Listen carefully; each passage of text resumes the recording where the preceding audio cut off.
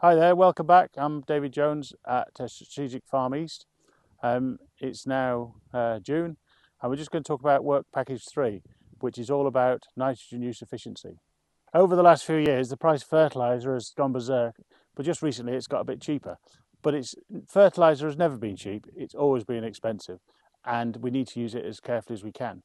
But over the years, research has been done into the most efficient amount of fertiliser to use, nitrogen fertiliser that is, given the price of the crop and the price of the fertiliser, to make the best economic return.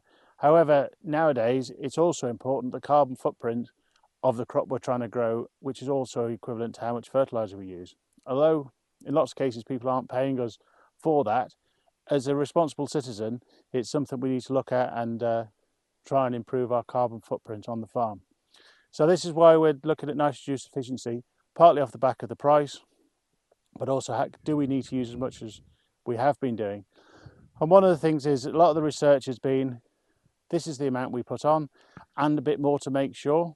Well, is that good practice? Maybe we can be a bit clever and smarter, use some new tools available to try and work out a more efficient amount to use. So in Work Package 3, there's a number of things going on. So behind me is a fertiliser trial.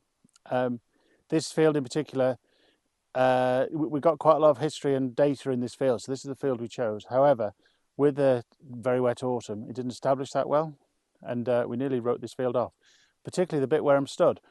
However, because we've had quite a wet spring as well and some sunshine, this crop has pulled together. It won't be mega, but should be okay. So it's quite an interesting field to do fertiliser trial on. And so fairly standard fertiliser trial behind me, but we've been using for the field a YARN sensor on the sprayer to measure how green the crop is.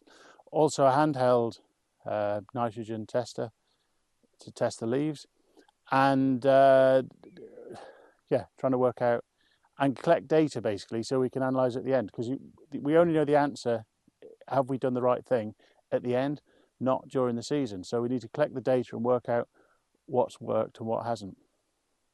So that's this field. Data will be available later in this year. The other thing we'll be doing is using a product called MZ28, which comes from Agravista, although other manufacturers produce a similar sort of thing, and they've got different names for it.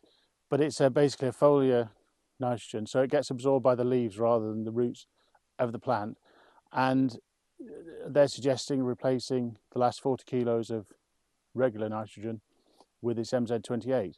And so we've got some strips of that with and without normal fertilizer, with no fertilizer, and with the MZ28 to see if that'll, if their claims come true. We've used it on the farm other years, and I believe it is, but now we're doing it in a more replicated, measured way. So as a product, it actually works out about the same price. However, there's a lot less nitrogen, so a lot less carbon footprint by using this method. Depends on the year to what the price is and how competitive it is, but really the price is very similar. It's more to do with reducing the carbon footprint of that crop. If you're wondering why there's a blue stick behind me, that's for the sprayer operator, so as he puts fertilizer on, he knows to switch off when he gets to this point. That's all that is. Anyway, thanks for watching. See you next time. Bye.